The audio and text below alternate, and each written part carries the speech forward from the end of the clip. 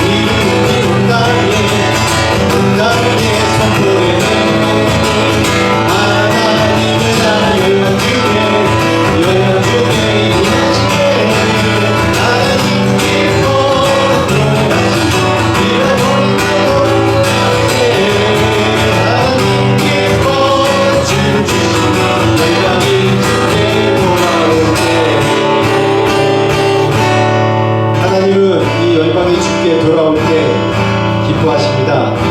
잃어버린 한 영혼이 돌아올 때 기뻐하십니다.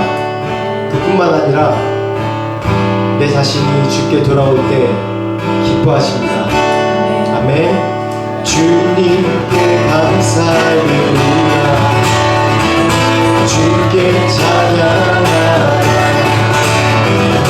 기쁨으로 주께 나와 주의 이름을 찬양하라. 아프며 나팔 불며 주 찬양하라. 소리로 찬양하라. 모든 강물 소리 높여 찬양. 마음 다하여 주를 찬양해. 선하신 주님, 선하신 주님, 선하신 주님, 주의 자비로 선하신 주님, 선하신 주님, 선하신 주님, 주의 자비로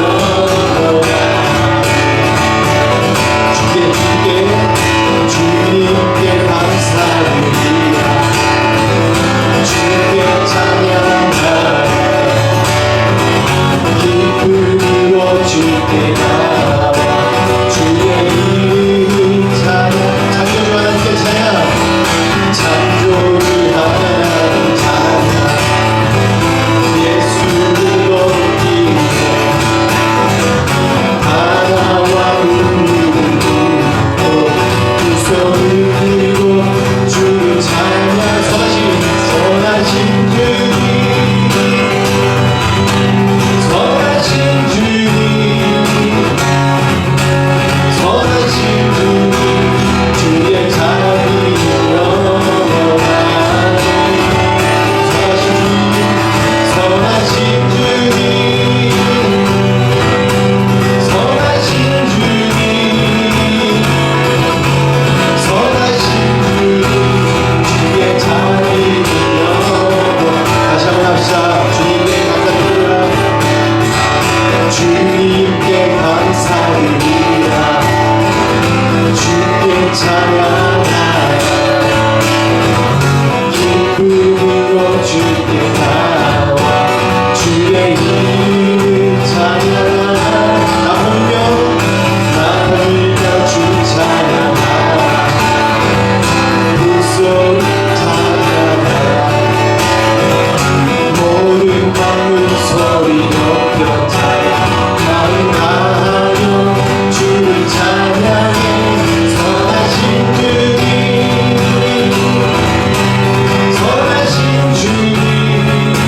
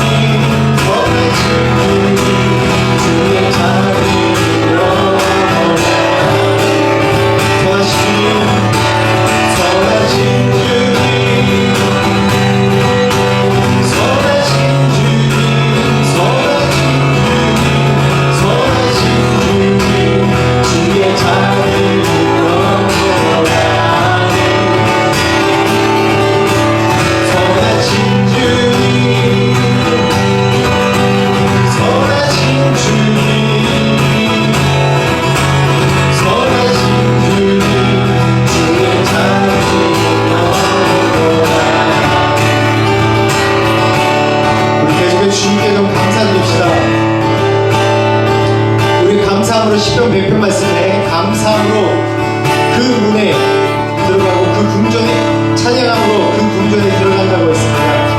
우리가 감사함이 없으면 이 예배 가운데 나올 수가 없습니다. 내 상황이 어떤지 간에 하나님 앞에 좀 감사합시다. 내가 찾아보면 내 안에 불평보다도 감사의 조건이 훨씬 많은 것을 볼 수 있습니다. 그래서 우리가 먼저 주님 앞에 좀 감사를 기도합시다. 이 예배 가운데 나오신 분들의 주님에 감사하고 내게 삶을 주시는 데 감사하고 우리 감사하는 기도 올려주시다. 하나님 감사합니다. 주님 이 사랑치고 나를 부르신 하나님 주님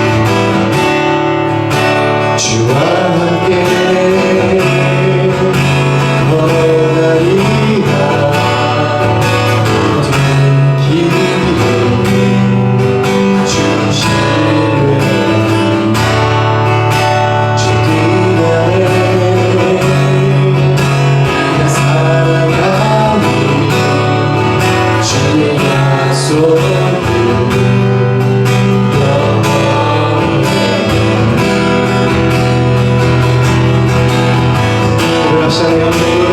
내가 믿는 분 예수, 내가 속한 분 예수, 삶의 이유 되시네, 노래 되시네, 전심으로. 다시 한번 처음부터 다시 한번 합시다.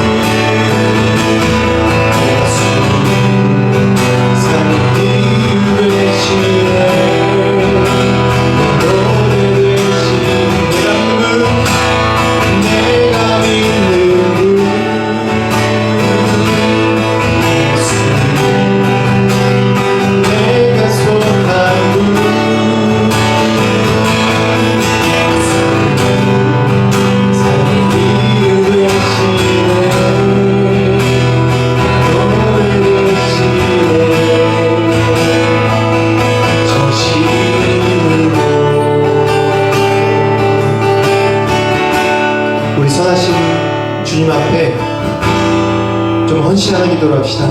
이 찬양의 가사 그대로 주님 전에 나의 모든 것 주님 앞에 맡겨드립니다. 내가 이 세상 의지할 때는 실패할 수밖에 없고 이 세상 의지할 때는 내가 지칠 수밖에 없지만은 내가 모든 것 주님 앞에 맡겨드리고 내 모든 부담감 내 모든 문제 주님 앞에 맡겨드릴 때 그 가운데 내 짐을 가볍게 하시고 내가 주님을 경배할 때 내 마음의 평안과 기쁨을 주신 주님이라고 그래서 주님 앞에 다 맡겨드린다고 내 자신의 있는 기도 제목이나 모든 문제 다 주님 앞에 올려드리고 맡겨드리는 기도를 같이 합시다. 같이 기도합시다. 주님 도와주십시오. 도와주십시오. 주님 내 모든 문제 내 모든 주님 앞에 맡겨드립니다. 내가 주님을 의지하는 주님을 다 주님 도와주십시오.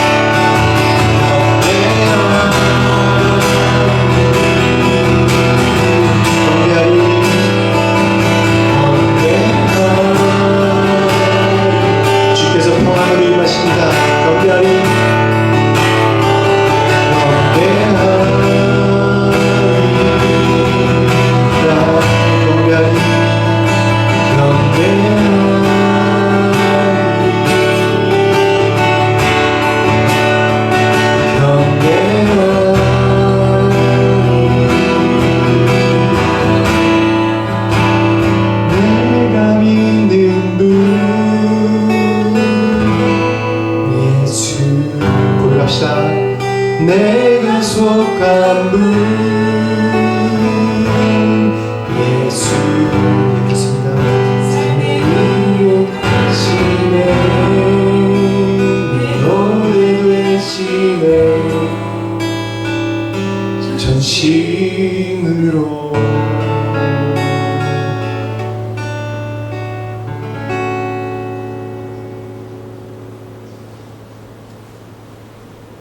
나의 전부가 되신 하나님, 주님을 찬양하고 올려드립니다. 내 삶 모든 것 드려도 아깝지 않아. 이미 날 위해서 하늘 보좌를 버리시고 이 땅에 오셔서 십자가의 지옥과 멸시를 받으시고 죽기까지 희생하시고 지금 우리를 살리신 그 예수님, 그러하기에 내 삶을 주님께 드려도 아무 아깝지 않고 부족함이 없습니다. 하나님, 다시 한번 지금 이 시간에 비록 온전치 못하지만 늘 죄악 가운데 살지만 아버지 내 모습 이대로 주님 앞에 올려드립니다. 주님 받아주시고 이 제단에서 흠양하여 주시옵소서. 주님께 드리는 산 제사, 산 예배가 되게 하여 주시옵소서. 이 예배를 주님께 올려드립니다. 예수 그리스도 이름으로 기도합니다. 아멘.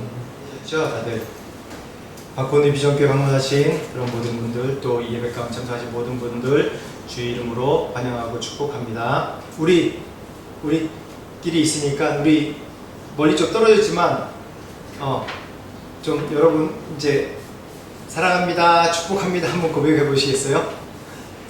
옆에 사랑합니다, 축복합니다. 어색해하지 마시고요. 네, 우리가 늘 이렇게 우리 안에서 사랑하고 축복하는 그런 일이 계속해서 일어나야 되는데, 아무튼 하나님께서 또한 우리 방고은의 비전교회 가운데 주신 비전 계속해서 이루시고 이 가운데 모든 분들에게 승리의 소식 또 계속해서 간증이 일어나길 축원합니다. 성경 단톡방 계속해서 하고 있습니다. 말씀 계속 통독하고 있는데 여러분 이제 같이 참여해 주셨으면 감사하겠습니다. 그리고 11월 3일부터 6일 다음 주, 이번 주 말고 그 다음 주 월요일부터 목요일까지 그렇죠, 월화수목 목요일까지 GTD가 콩캐넷에 있습니다. 드디어 원래 TD에 대해서는 설명을 안 해줘요. 이게 좀 약간 뭐라고 그러죠? 무슨 말하지 않는 좀 비밀스러운, 이걸 얘기를 안 해요. 어떻다라는 걸 자세히 설명을 안 합니다. 그냥 단순히 영성 수련회다, 그래서 기대감을 잔뜩 갖게 만드는데 기대한 이상으로 정말 풍성하고 놀라운 일이 벌어집니다. 이번에도 저희 교회에서 2분이 참석합니다. 같이 우리 참석 못하시는 우리 분들 같이 위해서 좀 중보해 주시기 바랍니다. 놀라운 시간이 될 겁니다. 저랑 제 아내가 또 다음 주 주일 예배 마치자마자 또 마치고 좀 식사 교제하고 정리하고 저희는 콩캔으로 하루 일찍 먼저 갑니다. 저희가 준비팀이고 제가 또 찬양 인도를 합니다. 그래서 계속 중보 기도가 필요해요. 태국어로 계속 찬양 인도하느라고 이번 주에도 두 번 이제 현지 교회 가서 같이 맞춰보는데 제가 아직 태국어를 아주 잘하지 못하기 때문에 또 새로운 찬양에 대해서 계속해서 지금 연습을 계속 하고 있어요. 좀 함께 기도해 주시기 바랍니다. 그리고 11월 26일부터 28일 또 수요일부터 금요일까지 요한복음 세미나 2차 세미나가 있고 또 토요일 주일은 레위기 세미나가 있습니다. 같이 이제 김원주 목사님 또 오시는데 기도해 주시고요. 또 12월 22일에 저희가 크리스마스 콘서트라는 파티가 있습니다. 계속해서 매주 광고 드리는 것이 여러분 생각날 때마다 기도해 주시라는 겁니다. 우리 교회에서 처음으로 현지 태국 선교를 위해서 전도하는 집회를 하는 겁니다. 저희는 한인교회입니다. 정체성이 한인교회예요. 그래서 한인교회로서 저희가 저희 기도 제목이 있지 않습니까? 10개 그룹을 저희 교회 또 5명씩 10그룹을 최소 5명씩 10그룹을 그룹으로 만들어서 저 앞으로 계획이 뭐 구역 그런 게 아니라 그룹으로 이렇게 나누려고 해요. 그래서 그 10그룹이 한 교회, 그러니까 한 태국의 한 공동체를 세우는 겁니다. 교회를 세우는 거예요. 교회를 세운다는 의미는 교회 건물은 아닙니다. 제가 선교를 지금 세보니까 올해 99년부터 처음 했으니까 27년째 됐더라고요. 제가 교회를 세운다는 거는 건물만이 아닙니다. 건물을 세우기 위해서는 그 지역 공동체와 같이 하나가 돼야 되고, 혹시 센터가 될 수 있고, 최종적으로는 교회를 세우는 거죠. 왜냐면 유형적인 교회가 그 지역의 중심이 되니까. 우리 민족에게 주신 하나님의 축복이, 우리는 정말 어디 가더라도, 옛날에 하와이에 $1도 못 버는 그런 노동자로 있을 때도 어떻게 했어요? 어떻게 모였어요? 교회로 모였어요. 이민사회는 다 교회입니다. 중국 사람, 인도 사람은 어느 나라 가든지 식당을 세워요. 돈 버는 거 먼저 하지만은, 그걸 중심으로 보이지만, 한인사회는 어때요? 이민교회가 중심이에요. 이민교회가 중심이에요. 원래부터. 그런 이민교회 중심이라는 의미가, 이제는 우리나라가 온 세계에 정말 유명한 나라 되지 않았습니까? 강대국이고 또 잘 산 나라고. 그런 이유가, 지금 이 시대 우리의 사명이 그 있는 최전방에 있는 곳에 교회를 세우는 겁니다. 그러기 위해서 저희 교회 비전이에요. 그래서 저희가 이 크리스마스 콘서트가 중요한 게 그 첫걸음이 되는 겁니다. 굉장히 의미 있는 역사적인 순간이에요. 저희가 엔카운터도 계속 올해 처음으로 저희 이제 우주 형제랑 또 우리 창훈 형제랑 같이 가서 현지 교회랑 같이 연합으로 했고, 이제 방콕 은혜교회, 여기서 좀 가까운 임재성 목사님 이제 교회, 현지 교회 같이 했고, 계속 연결해서 하는 게, 하나님께서 또 함께 이 현지 태국 교회와 저희 교회를 세우기 위하신 것 같아요. 그래서 콘서트가 위에 있는 지금 원룸에 사는 우리 청년들이 있거든요. 이분들 좀 다 초청해서 좀 파티하고 싶고, 또 여기 이 빌딩 건물주랑 또 건물주 이게 어머니가 있거든요. 그 어머니가 원래 건물주예요. 그분도 모셔서 좀 축복해드리고, 크리스마스가 공식적으로 어느 나라든지, 저희 인도이스테리오 있어요. 공식적으로 크리스마스와 부활절 그리고 굿프라이데이, 이때가 공식적으로 복음을 전할 수 있는 때예요. 그래서 인도이스테도 계속 이때 복음을 전하고 사람들 초청하고 했어요. 저희 교회가 처음으로 이런 것을 준비하는데, 다음 주에 TD 마치고 그 다음 주에 저희가 무엇을 해야 될지 같이 기도하면서, 계속 기도하면서 같이 의논하고 회의하는 시간도 가질 겁니다. 또 방콕 은혜교회랑도 같이 회의하는 시간도 가질 거고요. 그래서 혹시 그때 안 계시더라도 12월 20일을 위해서 같이 기도해 주십시오. 우리 방콕 오늘의 비전교회가 현지 교회 개척을 시작하는 첫 걸음, 역사적인 순간입니다. 같이 좀 계속해서 중보해 주시기 바랍니다. 네, 이 설명이 왠지 길었네요. 그리고 제가 이번 주 화요일부터 금요일까지 인도 차이나 선교사 컨퍼런스에 참여합니다. 이번에 초청받아서 참여하는데, 같이 기도해 주시기 바랍니다. 이 인도 차이나라고 그러면 이 동남아시아 인도 차이나 반도에 있는 이 필리핀 제외하고 그 이후에 있는 베트남, 또 여기 미얀마, 라오스, 이쪽이 인도 차이나 반도거든요. 여기 말레이시아까지 포함해서 이런 나라들 같이 선교사님들이 모여서, 또 왜냐면 이쪽 지역이 인도 차이나, 이쪽 지역이 인도 차이나처럼 이 고대 인도 문화와 인도의 그런 산스크리트 언어와 문화와, 또 중국 사람들이 이곳에 많이 와 살잖아요. 중국 문화가 이 애매하게, 굉장히 오묘하게 결합된 지역이에요. 이 두 큰 제국의 문화가. 그래서 인도 차이나 반도라고 얘기하거든요. 좀 같이 기도해 주시기 바랍니다. 문화도 비슷한 것이 있고, 같이 우리가 지금 이때 또 인도 차이나 이 지역에 요즘 경제적인 것도 그렇고 전쟁도 일어나고, 또 이 지역 국가들이 다 독재 국가고 군부 독재고 그런 나라들 아닙니까? 다 또 공산주의고, 정말 기도가 많이 필요한 지역입니다. 그래서 이 컨퍼런스를 위해서 기도해 주십시오. 그래서 제가 수요일부터, 저도 거기서 좀 맡은 게 있어서, 뭐 큰 건 아닌데 스텝으로 섬기고 있어서, 제가 수요일, 목요일, 금요일 계속 새벽 기도를 해야 되는데 아마 참여를 못할 것 같습니다. 그래서 수, 목, 금, 월, 화는 새벽 기도 합니다. 수, 목, 금은 새벽 기도 없습니다. 예배 후에 또 식사 교제 시간이 있습니다. 오늘 어성경 7과 하나요? 네, 오늘 어성경 7과 합니다. 7과 하고 또 이제 녹화해서 또 계속 올리겠습니다. 네, 찬송하시겠습니다. 찬송 435장, 통일찬송가 492장, 나의 영원하신 기업 찬양하겠습니다. 나의 영원하신 기업 생명보다 귀하다. 나의 갈 길 다가도록 나와 동행하소서.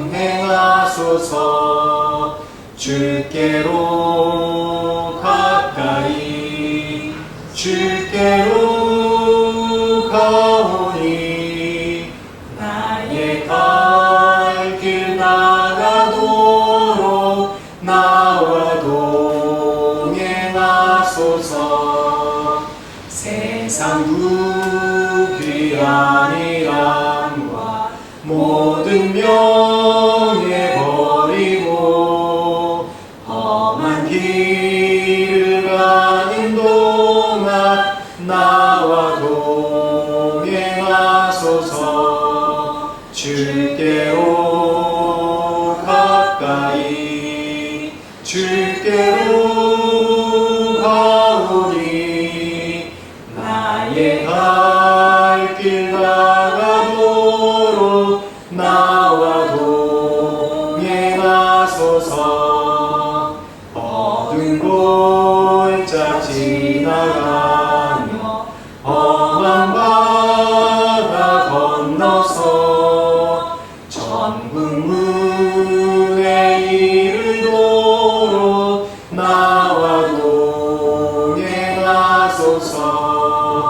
주께로 가까이 주께로 가오니 나의 갈 길 나가도록 나와 동행하소서. 아멘. 같이 기도하겠습니다. 하나님 아버지 감사합니다. 우리가 주님의 전으로 나올 때 준비된 예물을 들고 나올 수 있도록 은혜 주셔서 감사합니다. 이 드리는 예물, 우리가 우리의 모든 것을 드린다는 마음으로 이 정성을 드리는 예물을 주님 기억하시고 이 땅에 살면서 부족함 없게 하시고 또한 누리게 하시고 또 평안을 전하고 풍성함으로 내 이웃에게 나눠주고 내 이웃의 부족함을 채워주는 그런 놀라운 하나님 은혜를 우리의 삶 가운데 주시옵소서. 또 이렇게 드리는 예물이 단순히 재물만 드리는 것이 아니라 우리의 삶과 우리의 마음과 몸을 들여 정성껏 바치는 그런 예물이 되게 하여 주시고, 그러할 때 우리의 마음 가운데 평안과 은혜와 또 문제 해결함 받는 놀라운 역사를 하나님 주시옵소서. 드린 헌금 주님께 올려드립니다. 축복하시옵소서. 감사드리고 예수님 이름으로 기도합니다. 아멘. 한 절씩 교독을 읽겠습니다. 요셉을 알지 못하는 새 왕이 일어나 애국을 다스리더니 그가 그 백성에게 이르되 이 백성은 이스라엘 자손이 우리보다 많고 강하도다. 자, 우리가 그들에게 대하여 지혜롭게 하자 두렵건대 그들이 더 많게 되면 전쟁이 일어날 때 우리 대적과 합하여 우리와 싸우고 이 땅에서 나갈까 하노라 하고, 감독들을 그들 위에 세우고 그들에게 무거운 짐을 지워 괴롭게 하여 그들에게 바로를 위하여 국보성 비돔과 라암셋을 건축하게 하니라. 그러나 학대를 받을수록 더욱 번성하여 퍼져나가니 애굽 사람이 이스라엘 자손으로 말미암아 근심하여 이스라엘 자손에게 이를 엄하게 시켜 어려운 노동으로 그들의 생활을 괴롭게 하니 곧 흙 이기기와 벽돌 굽기와 농사의 여러 가지 일이라 그 시키는 일이 모두 엄하였더라. 애굽 왕이 히브리 산파 십브라라 하는 사람과 도아라 하는 사람에게 말하여 이르되 너희는 히브리 여인을 위하여 해산을 도울 때 그 자리를 살펴서 아들이거든 그를 죽이고 딸이거든 살려두라. 그러나 산파들이 하나님을 두려워하여 애굽 왕의 명령을 어기고 남자 아기들을 살린지라. 애굽 왕이 산파를 불러 그들에게 이르되 너희가 어찌하여 이같이 남자 아기들을 살렸느냐. 산파가 바로에게 대답하되 히브리 여인은 애굽 여인과 같지 아니하고 건장하여 산파가 그들에게 이르기 전에 해산하였더이다 하매 하나님이 그 산파들에게 은혜를 베푸시니 그 백성은 번성하고 매우 강해지니라. 그 상파들은 하나님을 경외하였으므로 하나님이 그들의 집안을 흥왕하게 하신지라. 같이 읽겠습니다. 22절 시작. 그러므로 바로가 바로가 그의 모든 백성에게 명령하여 이르되 아들이 태어나거든 너희는 그를 나일강에 던지고 딸이거든 살려두라 하였더라. 아멘. 오늘은 말씀 제목이 같이 한번 읽어볼까요? 말씀 제목 시작. 고난에 대한 이해. 고난에 대한 이해입니다. 고난에 대한 이해. 제가 저희 첫 애가 출산할 때 저희 첫 애가 99년 12월 22일 날 났습니다. 12월 22일 날 났는데 그때 첫 애 출산할 때가 생각납니다. 그때 이제 분만 대기실에 딱 들어가면 병원마다 좀 다른데 분만 대기실이 있어요. 분만 대기실이 어떻게 되냐면 그때 당시 그 병원이 그래도 굉장히 좀 정평에 나 있는 이제 좋은 병원이었는데 분만 대기실이 이렇게 그 응급실처럼 이게 칸칸 이렇게 돼 있더라고요. 이 칸막이가 이제 천으로 덮여있고 칸칸이 이렇게 돼 있어요. 근데 거기는 아무도 못 들어가는 거예요. 출산하려고 산모만 이제 대기하고 기다리는 거예요. 그리고 정말 출산됐다. 이제 자궁이 열려서 이제 아기가 나온다. 그럴 때 이제 분만실로 가는 겁니다. 근데 그 분만 대기실에 들어갈 수 있는 조건이 있어요. 진통이 30분마다인가 20분마다인가 5분에 한 번이야. 제가 진통을 안 했기 때문에 5분에 한 번씩 진통이 있으면 분만 대기실로 들어갈 수 있어요. 남편과 헤어지고 가족과 헤어지고 분만 대기실이 딱 있는 겁니다. 근데 제가 이렇게 분만 대기실에 이제 대기하는 사람들이 이렇게 볼 수 있었어요. 왜냐하면 저희가 가족 분만실에 있었기 때문에 가족 분만실에서는 이렇게 유리로 분만 대기실을 정확하게 볼 수 없는데 사람들이 막 그 산모들이 고통하고 그런 진통하는 걸 이제 들을 수 있었거든요. 근데 제가 이렇게 보니까 어느 산모는 막 진통하고 이제 계속 5분마다 한 번씩 진통하니까 쉬는 소리가 계속 들리는데 근데 갑자기 이제 의사 선생님이 남자 선생님이 이렇게 오더니 어떠세요? 그러니까 다들 너무 두렵거든요. 왜냐하면 여자의 진통은 제가 이런 설명을 하는 게 참 웃긴데 제가 옆에서 보니까 정말 힘들더라고요. 우리 상상할 수 없을 정말 죽음의 고비를 넘기는 것 같은 그런 고통 가운데 있더라고요. 그러니까 얼마나 무서워요 여자는. 근데 그 분만 대기실에 가족이랑 있는 게 아니라 혼자 있으니까 얼마나 무섭겠어요. 그 젊은 여인들이. 근데 의사가 와서 이렇게 보더니 괜찮으세요? 뭐 의사님 손을 잡고 살려주세요 막 그러는 거예요. 살려주세요 그러면서 저 수술할래요 막 그런 거 무서우니까 그게 이해가 가더라고요. 그러니까 의사 선생님이 손 딱 뿌리시면서 아니 그런 것도 못 참냐고 다들 애다는데 다들 참는 건데 왜 그런 것도 못 하냐고 그렇게 오히려 호통을 치는 거예요. 그래서 여자 선생님 그러면 이해가 가겠네 남자 선생님 그러니까 잘 이해가 안 가더라고요. 근데 제가 직접은 아닌데 아내가 옆에서 진짜 진통하면서 애를 낳는 거 보니까 너무 힘들더라고요. 근데 그 의사 선생님은 담담하게 남들이 다 하는 건데 왜 그것도 못 견디냐 그러면서 야단을 치는 거예요. 의사 선생님이 이제 애를 받으니까 그 산모는 뭐라고 못하고 만약에 제가 가서 얘기했으면 뭐라고 했겠죠. 근데 이렇게 고난은 극히 개인적인 것입니다. 보면 고난은 극히 개인적인 것이에요. 고난에 대해서 우리가 좀 더 관대해질 수 있는 방법 중에 세상적인 방법 중에 하나는 그거를 고난에서 좀 떨어져서 그거를 좀 객관적으로 볼 수 있는 그런 시야를 갖는 게 고난에 대해서 고난의 고통을 좀 줄여주는 방법이라고도 세상에서는 얘기합니다. 어떤 사람은 이런 고난도 굉장히 상대적인 거거든요. 사람들에 따라서 어떤 사람은 이런 고난을 많이 겪었어요. 근데 남자 여자 방금 출산 얘기했으니까 남자 여자 고난에 대해서 얘기하면 남자는 군대 갔다 오잖아요. 군대가 얼마나 힘들 줄 알아? 그러면 여자는 뭐라고? 애 낳는 게 얼마나 힘든 줄 알아? 그렇게 서로 막 말다툼 하잖아요. 저희 집에서도 뭐 그런 얘기를 합니다. 이제 애들이 다 군대 갔다 와서. 근데 이 고난은 그만큼 상대적인 거예요. 절대적인 게 아니란 말이에요. 고통이나 고난은.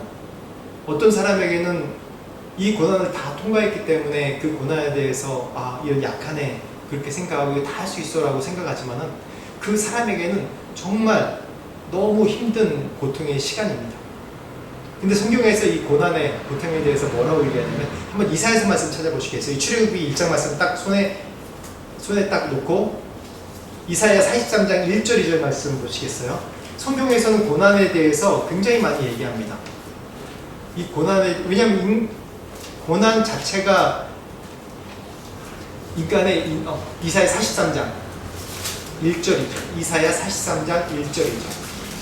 고난 자체가 어떻게 보면 인간의 이 삶의 많은 부분을 차지하고 있기 때문에 그렇죠. 1절 2절 한번 같이 읽어보시겠어요? 같이 읽겠습니다. 시작. 야곱아 너를 창조하신 여호와께서 지금 말씀하시니라. 이스라엘아 너를 지으시니가 말씀하시니라. 너는 두려워하지 말라. 내가 너를 구속하였고 내가 너를 지명하여 불러나니 너는 내 것이라. 내가 물 가운데로 지날 때에 내가 너와 함께할 것이라. 강을 건널 때에 물이 너를 침몰하지 못할 것이며 내가 불 가운데로 지날 때에 타지도 아니할 것이요 불꽃이 너를 사르지도 못하리니. 우리가 이 고난에 대해서 두려움에 대해서 얘기할 때 이사야 43장 1절만 딱 봐요. 1절만 딱 보고 그 이제 책상 앞에 딱 놓습니다. 제가 군대에 있을 때 92년 10월 며칠 날 이 다미선교회라고 이장님이죠. 다미선교회라고 유명한 그런 그 종말론에서 유명한 데가 있었어요. 10월 29일 날 지구가 망한대요. 그걸 벌써 몇 년 전부터 이 빌더블 계속해서 많은 사람들이 믿는 거예요. 실제로 이제 그 전날 밤에 사람들이 어느 교회에 그 다미선교회 선교관 큰 데 모여가지고 막 기도하는 거예요. 기도하는데 자기 재산 다 팔아가지고 이제 세상 멸망을 다 휴거되니까 다 들어와 있는 거예요. 근데 그때는 제가 이제 일병이었습니다. 군대에서. 일병? 상병인가 일병인가 그랬어요. 근데 그때 갑자기 밤에 이제 취침하고 자고 있는데 그 다음날 아침에 이제 잘 때 이제 우리 같은 있는 선임들이 그러는 거예요. 제가 전도하는 거 아니까 어이 박종인 이제 내일 아침 못 보겠네. 그리고 왜냐면 그때 뉴스에 다 나왔어요. 아침마당이라는 프로그램에도 그 생중계를 해줬거든요. 그 다음날 아침에 29일 아침에. 근데 내일 못 보겠네 잘 가. 그러고 이제 잠자고 그랬거든요. 근데 갑자기 취침 10시에 딱 돼서 10시 딱 지났는데 불 딱 껐는데 갑자기 누가 문을 벌컥 열고 들어오는 거예요. 쩍쩍 걸어 들어오는데 이 중대장이에요. 중대장님이 막 오더니 야 박종희 이러는 거예요. 그래서 저는 제가 뭐 잘못한 거 없는데 갑자기 일어나라는 거예요. 그래서 저기 중대장실로 와 그러는 거예요. 그래서 깜짝 놀라가지고 그래서 고참들이 막 그러면서 야 너 뭐 잘못한 거 있냐 막 그러면서 빨리 가보라고. 이게 얼굴이 심각한 거예요. 중대장이. 그래서 갔습니다. 중대장실에 딱 갔는데 중대장님이 정말 무서운 사람이거든요. 애들 좀 많이 때렸어요. 때리고 무서운 사람이었어요. 근데 저는 뭐 맞아보는 일은 없는데 왜냐면 쫄병이기 때문에 맞아보는 일은 없는데 중대장이 딱 앉아있는데 중대장이 탁 쓰더니 갑자기 얼굴이 하얘진 거예요. 창백해진 거예요. 근데 10월 29일이 아니에요. 그 전이었어요. 훨씬 전이었어요. 한 달 전이었어요. 저한테 이제 쪽지 하나 딱 갖다 주면서 그러는 거예요. 야 이거 세상 멸망한다는데 어떻게 된 거야. 교회 다니는 사람이었어요. 교회 다녔거든요. 얼굴이 사색이 돼 있어. 뭐 어떡하냐 그러는 거예요. 지금 이 나이 돼서 그때 살펴보니까 이 중대장님도 이게 나이가 많지 않고 20대였어요. 그때도. 근데 무서운 거예요. 이 양반. 야 너 어떻게 생각하냐. 그래서 제가 격려해드리고 위로해드리고 기도하시고 교회 열심히 다니시라고 이런 거 상관없이 믿는 사람은 구원받을 수 있다고. 근데 제 의견은 이건 아닌 거라고 생각한다고. 근데 무시하지 마시라고 얘기하고 이제 그렇게 한 30분, 1시간 정도 얘기하고 전 들어갔어요. 그러면서 절대 다른 사람한테 얘기하지 마. 왜냐하면 무서운 이 위험 있는 중대장이라고 소문났기 때문에 얘기 안 했거든요. 근데 그 다음날 아침에 부르더라고요. 부르더니 딱 앞에 쪽지가 딱 있는데 이 유리 밑에 딱 끼우는 거 이거 43장 1절 말씀이에요. 야곱아 너를 창조하신 여호와께서 지금 말씀하시네. 이스라엘아 너를 지으시니가 말씀하시니라. 너는 두려워하지 말라. 내가 너를 구속하여 너를 지명하여 불러나니 너는 내 것이라. 이 말씀 딱 보여줍니다. 야, 내가 이거 말씀 프린트해서 넣었어. 그러면서 딱 놓고 자랑스러워하는 거예요. 그런데 그 다음 절을 봤어야 돼요. 이분. 그 다음 절. 다음 절이 중요하거든요. 하나님이 우리 모든 사람에게 고난에 대해서 말씀하실 때는 고난이 그냥 패스될 것이라고 얘기 안 하세요. 고난이 그냥 뛰어넘어갈 것이라고 얘기 안 하세요. 뭐라고 그래요? 물 가운데를 지날 때 내가 너와 함께 할 것이고 강을 건널 때 물이 너를 침몰치 못할 것이며 내가 불 가운데 지날 때도 타지 아니할 것이요 불꽃이 너를 살리지 못하리라.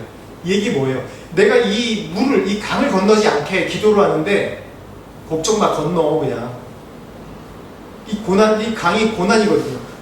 건너가. 괜찮아. 건너. 근데 정말 하나님이라면 그냥 헬리콥터로 이렇게 들어가지고 강을 건너게 해주시면 되지. 그냥 건너래요. 그냥 내가 함께 할 테니까 건너가. 또 불꽃이 있어요. 불꽃을 꺼줘야 되잖아요. 불꽃을 지나가. 내가 타지 않게 해줄게. 믿음이 가겠어요, 이게?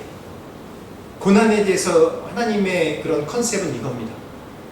우리에게 주신 고난에 대해서는 그냥 뛰어넘어가는 게 없어요. 왜? 고난은 나를 더 한 단계 발전시키는 단계고, 고난은 나의 믿음, 하나님에 대해서 더 가까워지는 단계예요. 그렇기 때문에 하나님은 절대 이 고난을 그냥 바이패스로 패스하게 하지 않으세요. 오늘 그래서 이 말씀이 뭐냐면, 이 고난에 대한 우리의 자세가 어떻게 되는지 나오는데, 굳이 이 출애굽 1장 8절에서 22절 말씀은 제가 말씀드린 것은 뭐냐면, 이 상황이 지금 아직 물 가운데로 지나가야 되는 그런 상황이기 때문에 제가 이 말씀을 선택한 겁니다. 이사야 43장 2절 말씀 같이 물 가운데로 이 고난을 패스해야 돼요. 근데 어떻게 패스해요? 어떻게 물 가운데로 지나가요? 어떻게 불꽃을 지나가요? 물이라고 불이라고 했는데 이건 고난이라고 여러분에게 해석해 보세요. 여러분에게 있는 고난, 여러분에게 지금 지나가야 될 것이 무엇입니까? 지금 출애굽기 1장 8절부터 14절까지 말씀 보면 하나님께서 이 고난에 대한 우리의 자세는 어떤 걸 요구하시냐면, 이 고난을 통해서 고난이 우리에게 왔을 때 우리는 첫 번째로 이렇게 생각해야 돼요. 아, 하나님께서 뭔가 하시나 보다. 뭔가 이루시려고 하나 보다. 그래서 나에게 이런 고난이 있지. 뭔가 이루시려고 하나 보다. 하나님의 살아계심을 내 삶 가운데, 내 개인적으로 될 때는 내 삶 가운데 증명하시려나 보다. 아니면 우리 공동체에 있을 때는 하나님께서 우리 공동체에 하나님께서 살아계심을 뭔가 하나님의 구원을 이루시려는 것보다라는 소망을 갖고 계셔야 돼요. 오늘 12절 출애굽기 1장 12절부터 14절 한번 읽어보시겠어요? 같이 읽어보겠습니다. 12절부터 14절 시작.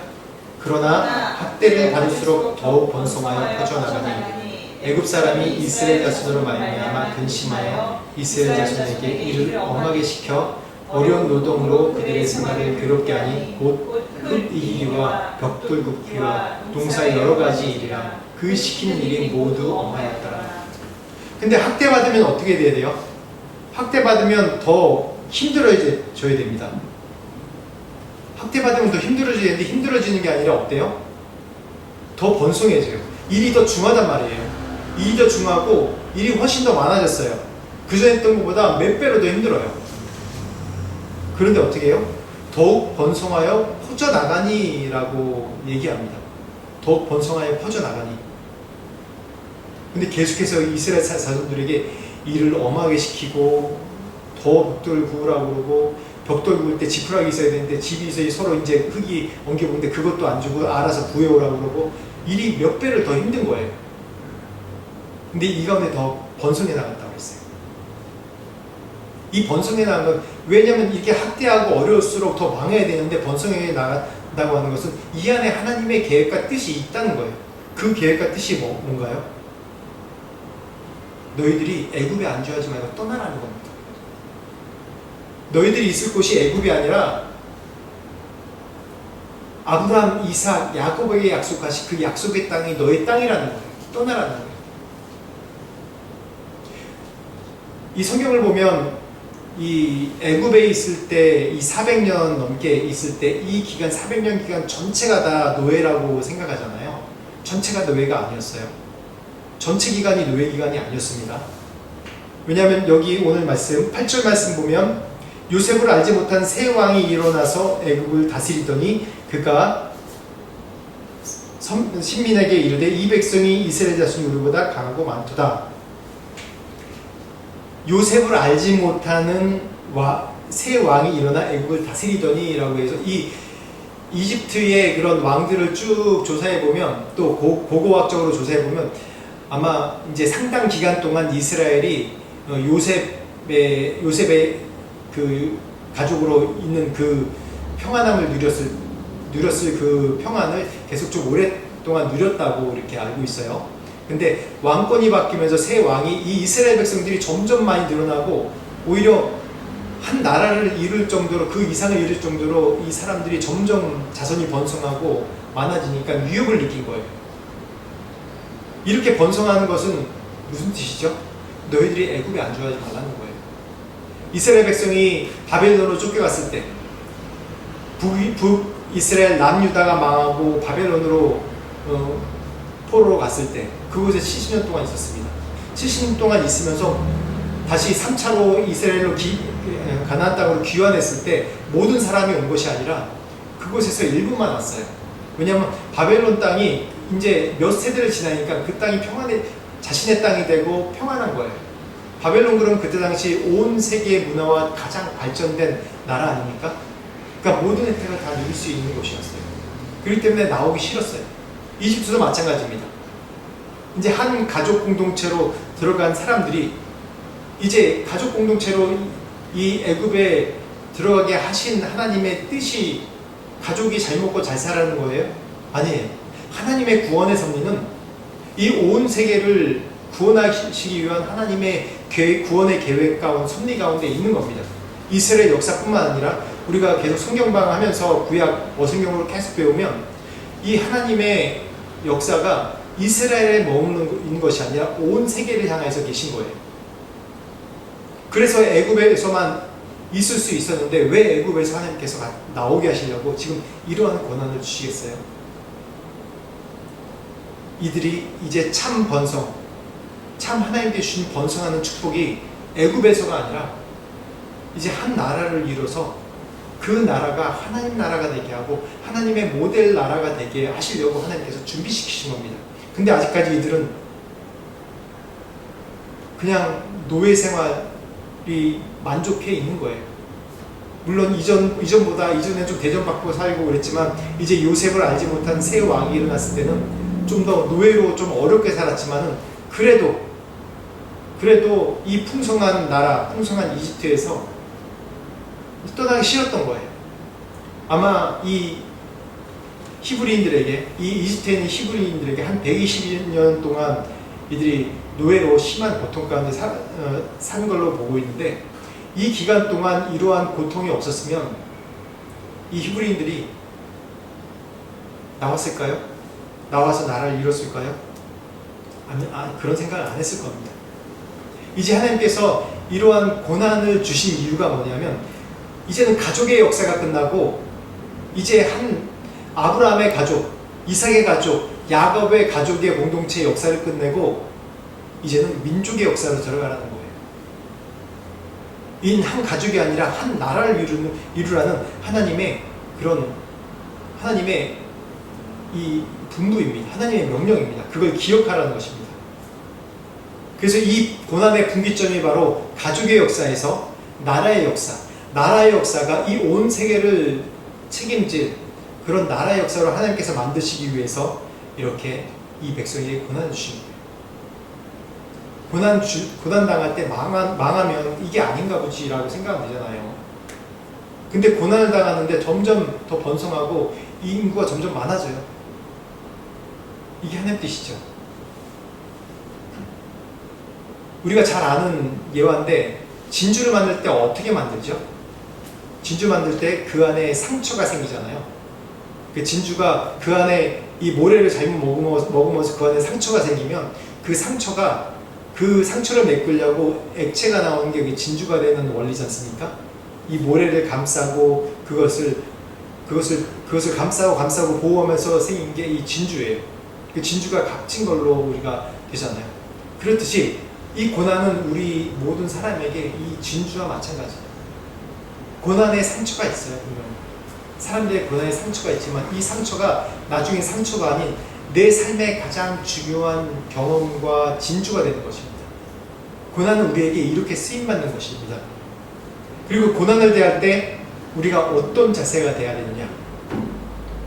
내 힘으로 하지 않고 하나님의 힘으로 이 고난을 해결해야 되는 것입니다.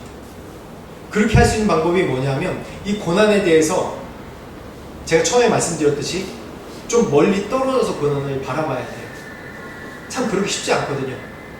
회상하는 고통에 있는 사람이 막 진통하면서 다른 사람 생각하나요? 생각이 안 돼요. 사실 다른 사람은 생각 안 돼요.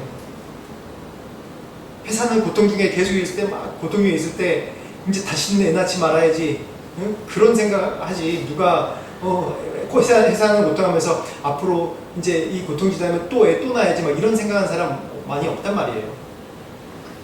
근데 그렇게 힘듭니다. 그런데 그 가운데서 우리가 내 고난을 객관적으로 봐야 되는데 객관적으로 보는 방법이 뭐냐면 오늘 말씀 9절부터 11절 말씀 한번 봅시다. 9절부터 11절 말씀 같이 읽어보겠습니다. 시작. 그가 그 백성에게 이르되 이 백성 이스라엘 자손이 우리보다 많고 강하도다. 자, 우리가 그들에게 대하여 지혜롭게 하자. 두렵건대 그들이 더 많게 되면 전쟁이 일어날 때에 우리 대적과 합하여 우리와 싸우고 이 땅에서 나갈까 하노라 하고 감독들을 그들 위에 세우고 그들에게 무거운 짐을 지워 괴롭게 하여 그들에게 바로를 위하여 북고성 비돔과 라암셋을 건축하게 하니라. 여기서 이집트 왕이 했던 행동이 뭐냐면 문제에 직면하는 겁니다. 어떻게 보면 그 이집트 왕에게 파라오에게 고난이 직면된 겁니다. 왜냐하면 이 백성들이 워낙 많아가지고 여기서 9절 말씀을 고백하잖아요. 이 백성 이스라엘 자손이 우리보다 많고 강하도다 라고 얘기했어요. 실제로 이집트에 있는 살고 있는 사람보다 훨씬 더 많았다는 얘기예요. 이 집단으로 운집하면 뭔가 데모라도 일으키면 나라를 뒤집을 것 같은 그런 두려움이 있는 거예요. 이 백성이 노예로 있지만은 이게 한번 뭔가 이제 봉기로 일어나면 큰일 나겠다라는 이 두려움 가운데 있는 거예요. 이 두려움 가운데 이 해결 방법이 뭡니까? 해결 방법이 뭐예요? 힘의 논리로 눌러버리는 거죠. 힘으로 눌리는 거예요. 이 세상에서는 이런 고난과 어려움과 두려움이 오면 어떻게 해결하냐면 자신의 힘으로 그걸 해결하려고 해요. 자신의 경험으로 해결하려고 해요. 자신의 가진 걸로 해결하려고 합니다. 지금 이 이집트 왕은 자신의 가진 걸로, 자신의 권력으로 행하려고 하는 거예요. 세상의 원리입니다. 이게 세상에 다스리는 힘의 원리예요. 지금 이 세상도 그렇잖아요. 이 세상에서 뭔가 가진 권력이 있고 돈이 있어야지 그 문제를 해결할 수 있다고 믿잖아요. 사람들이 다. 또 그렇게 실제로 해결하고 있고 그런 것처럼 보이고 자신의 가진 인간적인 해법과 그런 자원으로만 해결하려면 여기에 분명히 한계에 부딪힙니다. 여기에 분명히 한계에 부딪혀요. 이 한계에 부딪히고 여기에 실패하게 되면 더 이상 여기에서 헤어나올 방법이 없는 거예요. 그러나 하나님을 경외하는 사람에게는 어떠냐면 이 지혜의 근본이 하나님께 있기 때문에 하나님께 이 모든 것을 해결하려고 맡기는 거예요. 세상에서 오는 것은 자기가 주인 되는 거예요. 이 문제에 있어서, 이 고난에 있어서도 자기가 해결자라고 생각하는 겁니다. 자기가 주인입니다. 근데 이 문제조차도 우리가 어떻게 바라보냐면 나는 청직이다. 내게 있는 이 고난을 통해서 하나님께서 이루어 가실 것이 있다. 내 힘으로 해결하려는 것이 아니라 내가 청직의 마음으로 하나님의 인도하심을 구하는 거예요. 하나님께서 열어주시길 구하는 거예요. 하나님께서 인도하시길 계속 구하는 거예요. 이스라엘 백성들이 이 고난을 당하지만 고난 중에서도 계속 번성하잖아요. 그럼 하나님의 분명한 메시지가 그 안에 있는 거예요. 자기 힘으로 해결하려고 그러면 거기서 뭐 데모를 일으키든지 아니면 도망가든지 여러 방법을 할 텐데, 그게 아니라 정말 하나님의 인도하심이, 내 삶 가운데 인도하심이 뭔지, 지금 내게 직면한 이 고난이 나에게 어떠한 메시지를 주는지 내가 청지기의 입장으로 바라봐야 돼요. 이 문제는 내 문제거든요. 내 문제지만 이 문제에 대해서 내가 좀 객관화할 시간이 필요해요. 분별할 그런 은혜가 필요한 거예요. 어떻게 분별하느냐? 어떻게 분별하겠어요? 내가 청지기 마음이 있어야 돼요. 이 문제가 내 문제가 아니라 하나님께서 나를 훈련시키시기 위하고 하나님께서 나를 통해서 역사하시기 위한 하나님의 시간이구나 라는 것을 바라보면서 기도할 때 이 문제가 객관적으로 보이는 거예요. 분별되는 거예요. 어떻게 바라보냐? 하나님의 시야로 바라보는 거예요. 하나님의 시야. 하나님의 시야. 세상에는 똑똑한 사람들이 너무나도 많습니다. 뭐 정치권이나 뉴스에 나오는 경제권이나 사람들 보면 정말 어떻게 보면 상식에 반하는 바보 같은 짓을 너무나도 많이 해요. 특히 정치인들. 또 이 돈 버는 사람들. 바보 같은 짓을 너무 많이 하는 거예요. 특히 뭔가 권력을 갖고 있고 뭔가 자기의 결정권이 갖고 있는 사람들은 보면 굉장히 정말 똑똑한 사람들이거든요. 정말 똑똑한 사람들이에요. 누구보다도 천재적인 사람들이에요. 정치권에 있는 사람들 정말 바보 같은 짓 많이 하잖아요. 우리가 보기에 상식의 선을 많이 벗어나잖아요. 근데 그분들 한 분 한 분 보면 어떤 분은 고등학교 때 전국 수석하는 분도 있고 어떤 분은 고시에서 뭐 수석한 사람도 있고 정말 세상에 내놓으면 뛰어난 사람의 뛰어난 그런 사람들이에요. 근데 왜 그렇게 되겠어요? 이 문제에 대해서, 현실에 대해서 자기 객관화가 안 돼요. 그것을 자신의 힘으로 해결하려고 그러니까, 자신의 가진 걸로 해결하려니까 그런 바보 같은 짓을 하는 거예요. 이 세상 일도 그렇단 말이에요. 분별력이 떨어지는 거예요. 이 세상에서는 정의와 공의를 분별할 수 있는 사람은 아무도 없습니다. 우리 말씀으로 분별하지만, 지금 시대 상황을 봐도 이 말씀으로 분별하지만, 말씀조차도 내 생각으로 해결해서 그거를 분별하려고 그러지. 근데 자신의 문제, 자신에게 있는 고난에 대해서 하나님의 시야로 내 자신을 바라볼 때 내가 좀 더 이 고난에 대해서 분별할 수 있고, 이 고난에 대해서 하나님께서 내게 주신, 내게 역사를 일으키시는, 내가 주인이 아닌 하나님의 방법으로 행하실 하나님의 역사를 나타내실 거구나 라고 보게 되는 겁니다. 사도 바울에게는 육체의 가시가 있었습니다. 이 육체의 가시를 통해서 계속해서 이거를 너무 힘드니까 이 육체의 가시를 해결하려고 계속해서 기도했어요. 근데 돌아온 답변은 뭐예요? 하나님의 답변은 뭐예요? 내 은혜가 내가 족하다. 이는 내 능력이 약한 데서 온전해짐이라 라고 얘기합니다. 어떤 사람은 이 고난을 통과하는 그런 의미가, 내가 가난해져서 가난하기 때문에 이 고난이 오기 때문에 이 가난을 통해서 통과하면 부자가 되리라고 생각을 해요.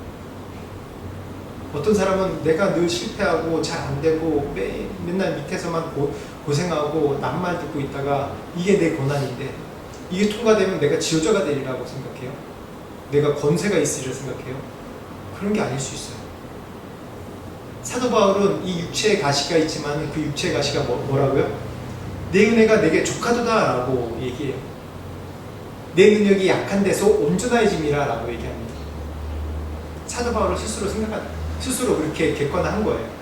내가 육체의 가시가 있기 때문에 내가 더 하나님께 매달리고, 내 육체의 가시가 있기 때문에 내가 교만하지 않게 됐다고 라고 얘기하는 거예요. 고난은 그렇습니다. 어쩌면 내게 있는 고난을 평생 짊어지고 가야 될 수도 있어요. 어떠한 고난인지 모르겠지만, 이 무거운 이 물살이, 계곡 같은데 물살이 센 그런 그 강 같은 걸 건널 때, 물살이 세지만 낮은 강에 건널 때 이 등산하는 사람들이 하는 게 뭐냐면, 짐을 무겁게 지고 물가가 얕지만 물살이 센 데는 무겁게 지고 거기 건넌대요.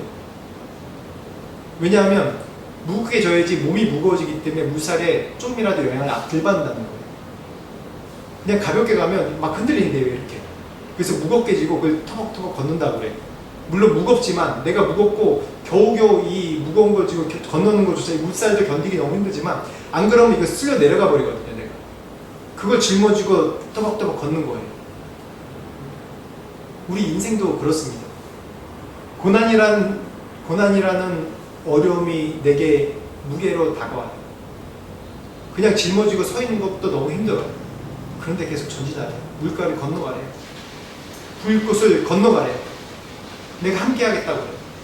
근데 이 고난이 나를 지켜주는 게 되는 거예요. 이 고난이 나를 지켜주는 게 되는 거예요. 이 세상이라는 풍파나 물살에 휩쓸려가지 않고 그냥 이 무거운 고난, 나는 왜 이거 짊어지지 이유는 모르겠지만 어쩔 수 없이 내 고난이기 때문에 이 짊어지고 가는데 결국 강가를 건너다 보니까 내가 물살에 휩쓸려가지 않는 거예요. 여러분 못 느끼세요? 여러분 삶 가운데 그런 걸 경험 못 하셨어요? 저는 그런 경험 되게 많거든요. 제가 선천적으로 간이 약합니다. 간이 약하고 그 유전이에요. 제 이종사촌도 한 명 또 그런 친구가 있는데 그래서 간이 약해서 늘 자주 피곤해요. 자주 피곤하고 어렸을 때도 죽을 고비 한 번 넘긴 적이 있고 이건 못 고치는 병인데 은혜로 기적으로 고쳐졌어요. 그리고 선교지에 처음 99년 나와서 또 제가 죽을 뻔하고 병원에서 거의 죽을 거라고 얘기할 정도로 심한 어려움 가운데 있었습니다. 그래서 한 선교 10년은 거의 제가 1년에 한 번씩은 한 달씩 이상씩 누워 있었던 것 같아요. 이 젊은 나이에. 이 30대 나이에 계속 누워 있었던 것 같아요. 그래서 제 아내가 고생을 많이 했죠. 근데 항상 그 병을 위해서 제가 기도했어요. 어디 기도원 가거나 아니면 누가 이제 축복 기도해 준다고 그럴 때 아픈 곳에 손을 주세요. 그럼 저는 항상 자동적으로 여기 이렇게 손이 이쪽으로 올라가요. 간 건강하게 해주세요. 항상 기도하거든요. 근데 지금 지나와서 보면 생명은 하나님께 있는 거고 내가 이렇게 자주 필요하고 어쩌든 정말 짜증이 나요. 어떤 분은 그냥 낮잠 자지도 않고 잠깐 꾸벅 졸았는데 정신 맑아졌다고 또 열심히 늘 긍정적으로 해요. 저는 간이 안 좋아서 그런지 좀 예민하기도 하고 이게 피곤하면 아무것도 못하고 그냥 쓰러져 자야 돼요. 무조건. 일을 제가 많이 못해요. 이것저것.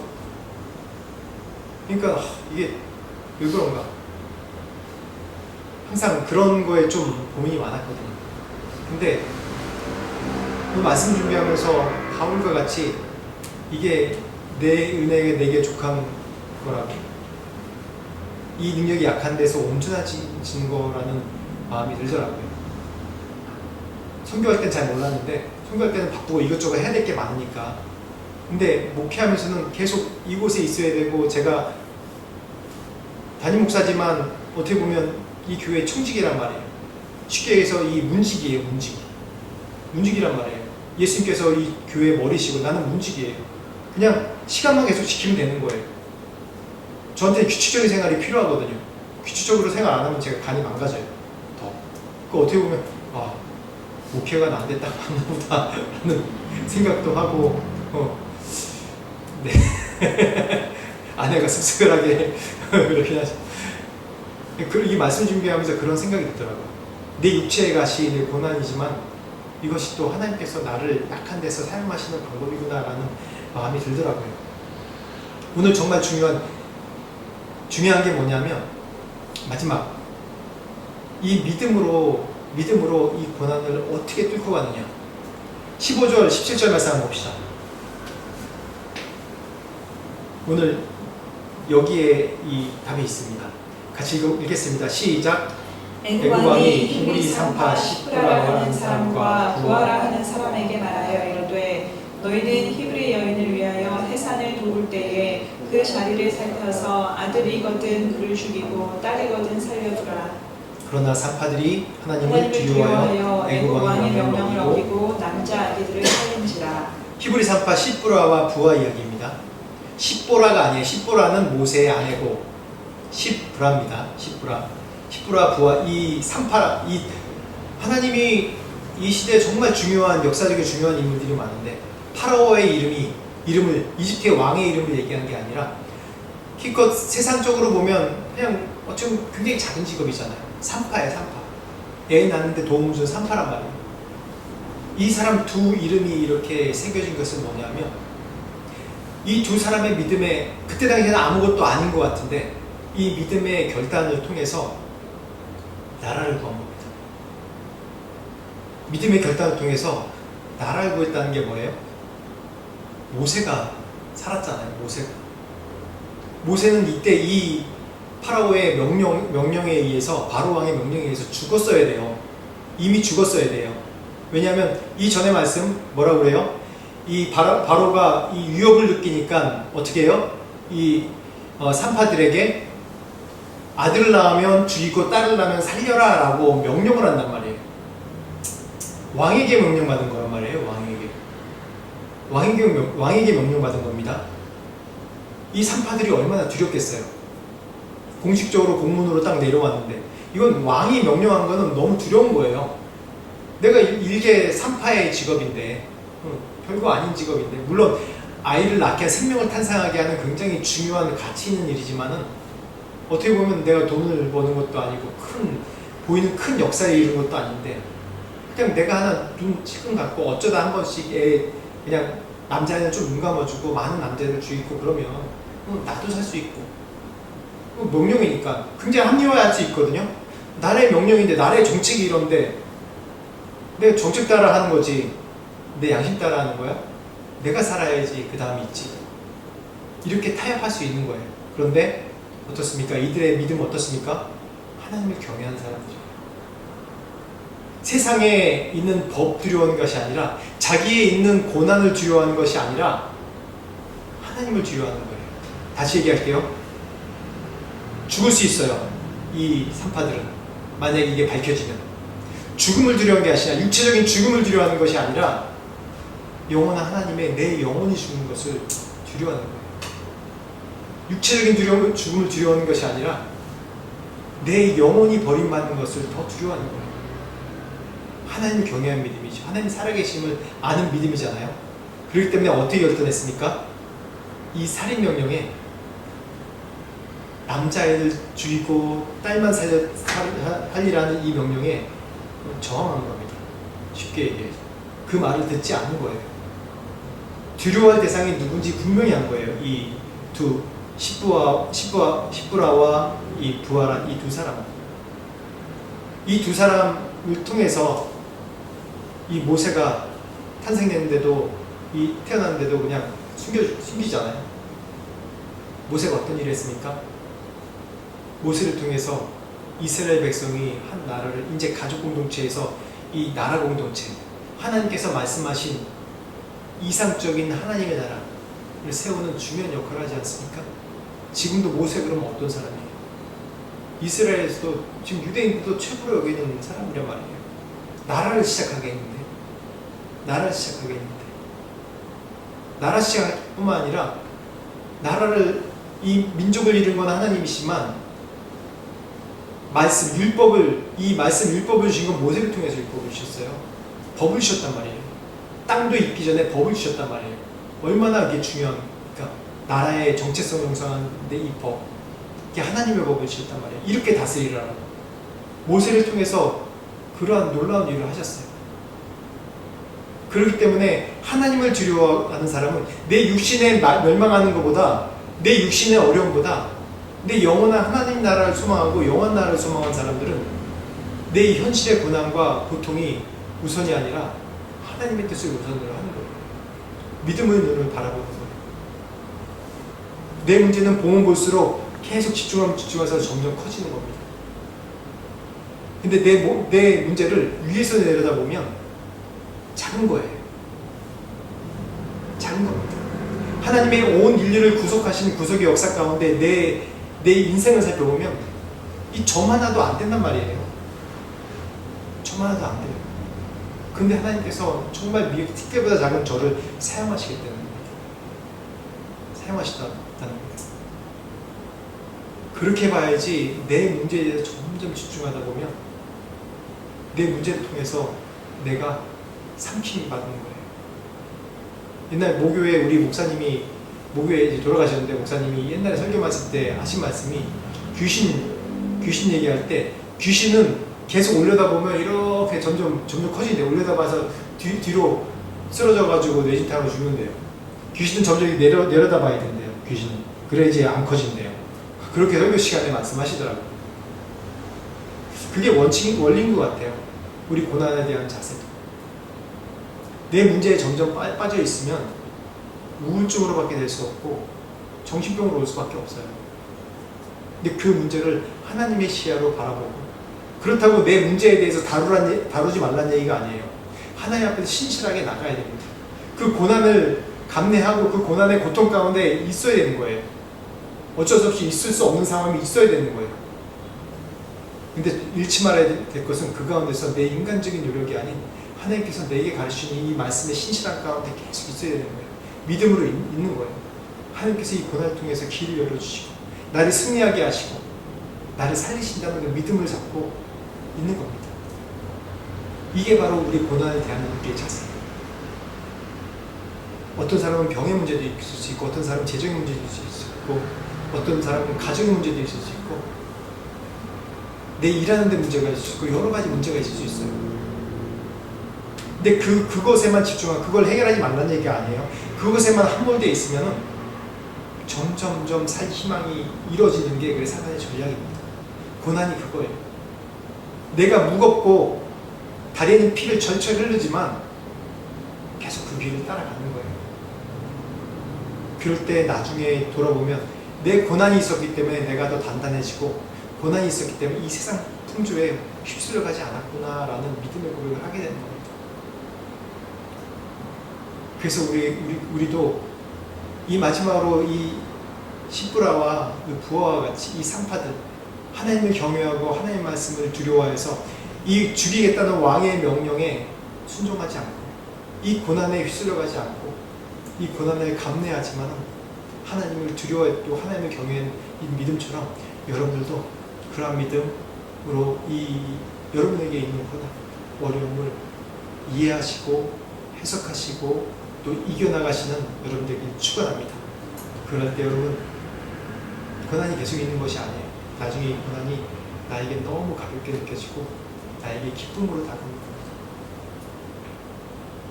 축원합니다. 여러분, 같이 한 목소리로 기도하겠습니다. 내게 주신 고난, 내게 주신 어려움들 있습니다.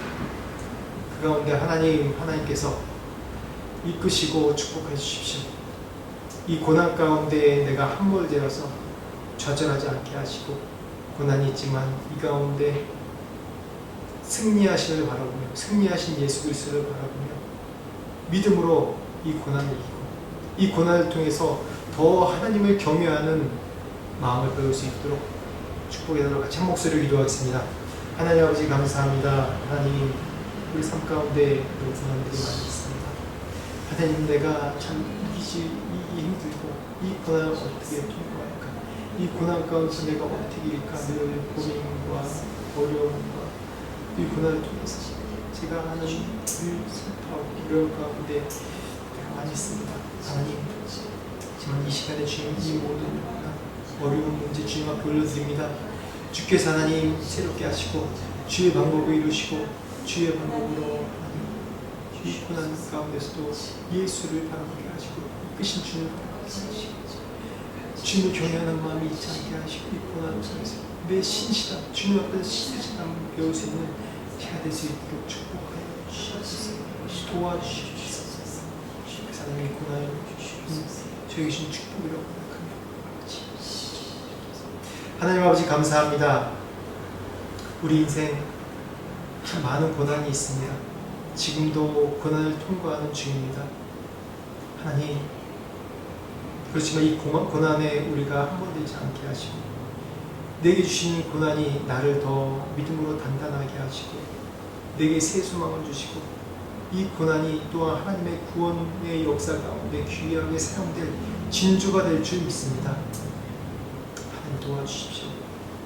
하나님, 육신의 어려움, 또한 재정의 어려움, 관계의 어려움, 모든 어려움들, 우리 성도에게 있는 모든 어려움들 주님 해결해 주시고 이 고난의 시간에 우리가 상하지 않게 하시고 이 고난의 시간이 오히려 더 주님을 붙잡고 믿음으로 더 주님 앞에 친밀하게 나가는 시간이 될 수 있도록 인도하여 주옵소서. 광야에서 이스라엘 백성들에게 만나와 메추라기로 먹이고 살리셨던 것처럼 하나님 이 고난의 시간 가운데도 저희를 입히시고 먹으시고 살려주시옵소서.